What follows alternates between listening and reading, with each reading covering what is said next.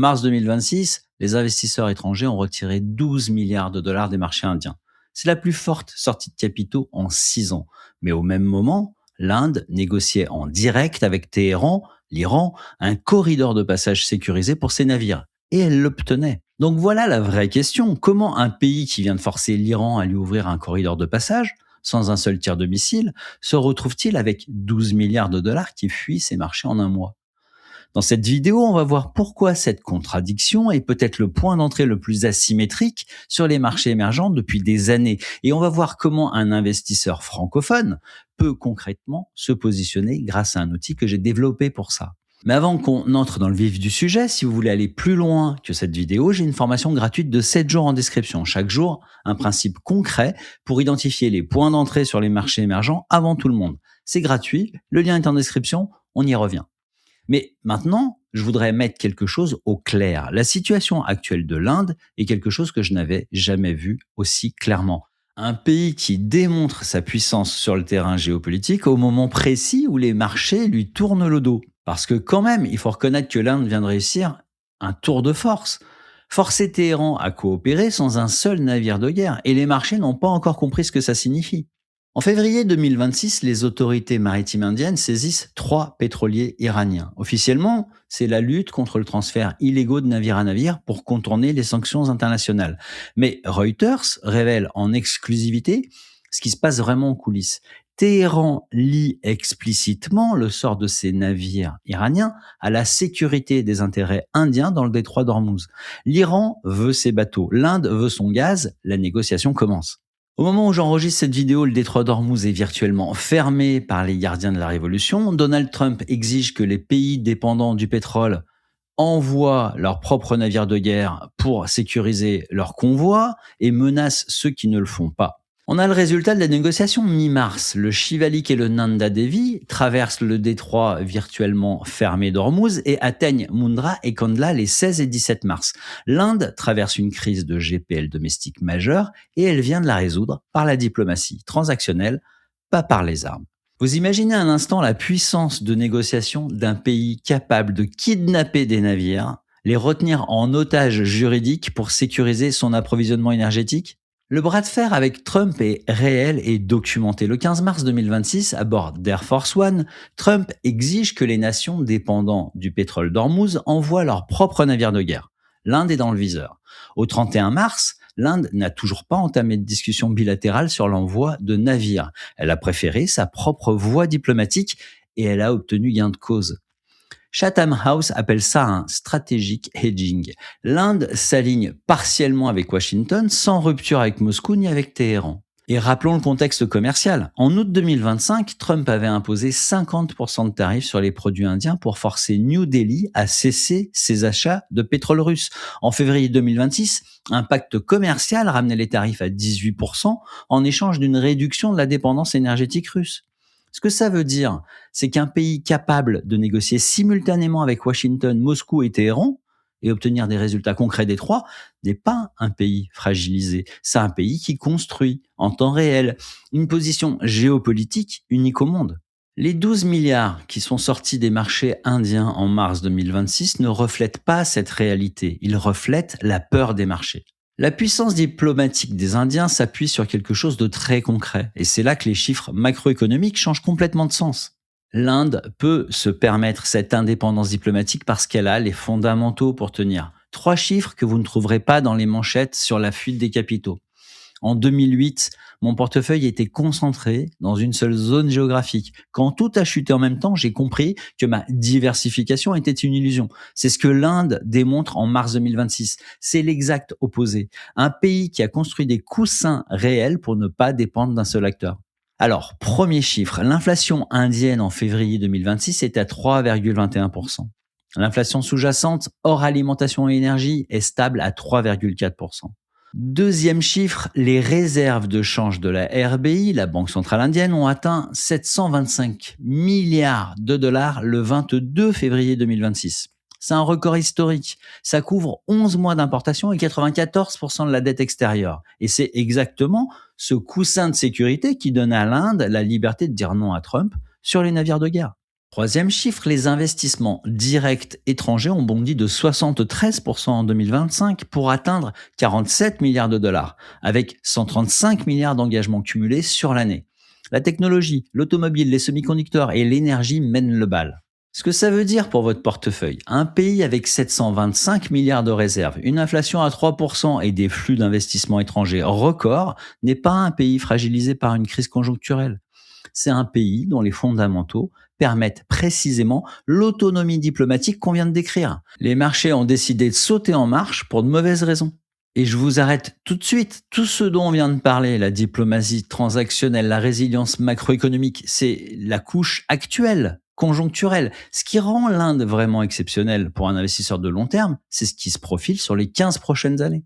L'Inde est peut-être la plus belle histoire de croissance structurelle du 21e siècle. En ce moment, on peut l'acheter avec une décote de 20% sur sa moyenne historique. Imaginez un pays où 68% de la population a entre 15 et 64 ans, avec un âge médian de 29 ans, pendant que l'Europe et le Japon vieillissent et que la Chine paye le prix de sa politique de l'enfant unique. Alors, d'accord, ce dividende démographique ne culminera qu'en 2041. Mais ça veut dire qu'on a encore 15 ans avec du vent dans le dos pour la monter. Est-ce que vous imaginez l'impact de 15 ans de croissance de la consommation intérieure dans un pays de 1,45 milliard d'habitants, qui vient de démontrer sa capacité à négocier avec tout le monde simultanément? Et là, je vais vous donner 4 chiffres structurels. Croissance du PIB, 7,8% au troisième trimestre de l'exercice fiscal 2025-2026. L'Inde contribue à 17% de la croissance mondiale en 2026, devant les États-Unis qui sont à 9,9%. Et on voit également une révolution digitale à l'œuvre. Le système UPI, le paiement instantané indien, représente 81% de toutes les transactions numériques de détail. L'Inde pèse seule 48,5% des paiements en temps réel dans le monde entier. Et les valorisations actuelles, le ratio court-bénéfice avancé du Nifty 50 est à 20,4 fois les bénéfices contre 25,3 fois en moyenne sur les 3 dernières années. Le ratio anticipé sur l'exercice fiscal 2028 est à 17,7 fois, en dessous de la moyenne historique sur 10 ans à 18,3 fois. Ce que ça veut dire pour notre portefeuille, c'est qu'on achète une décennie de croissance structurelle portée par le pays qui vient de prouver sa capacité à naviguer entre Washington, Moscou et Téhéran avec une décote de 20% sur la moyenne historique. Le point d'entrée cible, à mon sens, se situe autour des 17 fois les bénéfices anticipés et on se rapproche de cet objectif. Est-ce que ça correspond à ce que vous observez sur l'Inde en ce moment, dans les médias, dans les journaux? Dites-le moi dans les commentaires. Et si vous n'avez pas encore d'exposition à l'Inde, c'est normal. On est tous passés par là. L'infobésité ambiante sur les marchés émergents, la désinformation. On parle de trop de risques, de trop de complexité, de trop d'incertitudes. C'est exactement ce que le consensus est conçu pour vous faire croire. Ce n'est pas votre faute.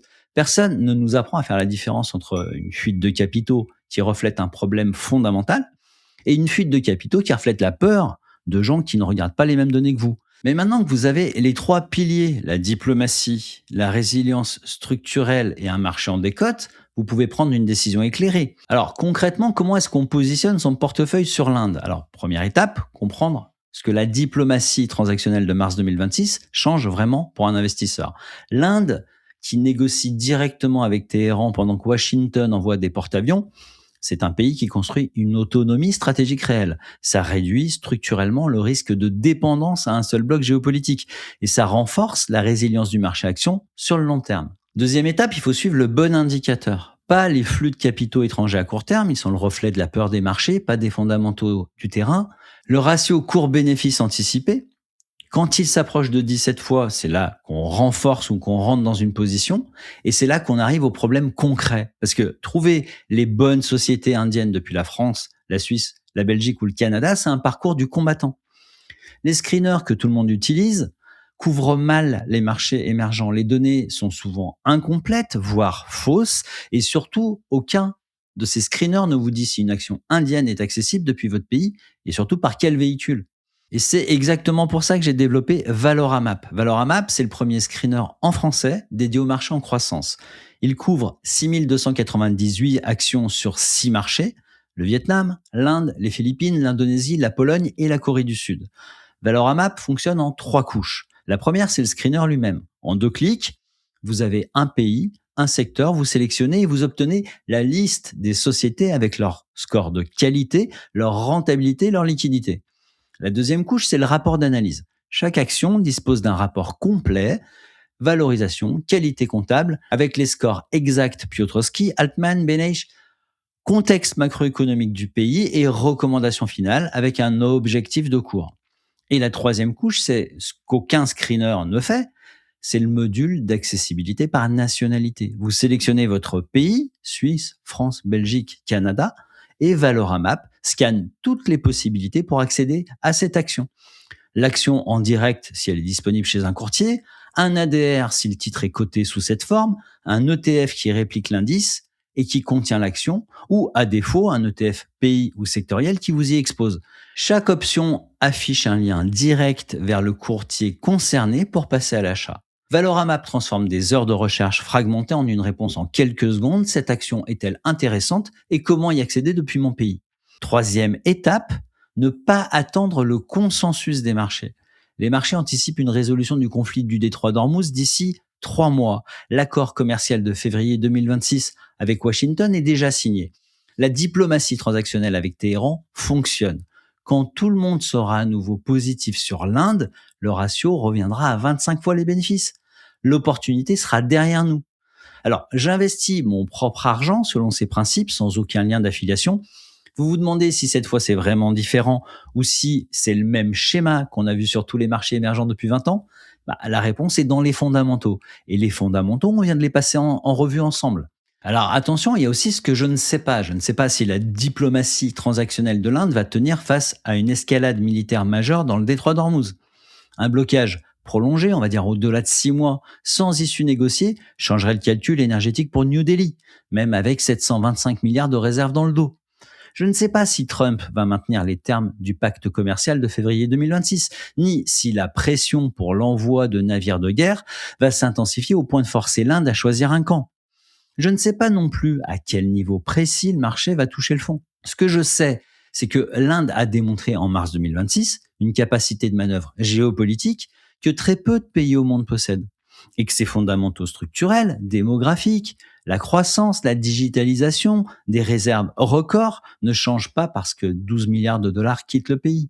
J'investis mon propre argent selon ces principes, sans aucun lien d'affiliation. Je vous ai donné les principes aujourd'hui. Si vous voulez recevoir pendant 7 jours des principes concrets pour identifier les points d'entrée sur les marchés en compression, c'est gratuit, le lien est en description. Et si vous voulez en savoir plus sur la bonne manière, le bon outil pour investir sur les marchés à forte croissance, le lien pour Valoramap est en description. Si ce sujet vous intéresse, j'ai fait une vidéo complète sur ce que la crise du détroit d'Ormuz change concrètement pour votre portefeuille. Le lien, la vidéo apparaît à l'écran.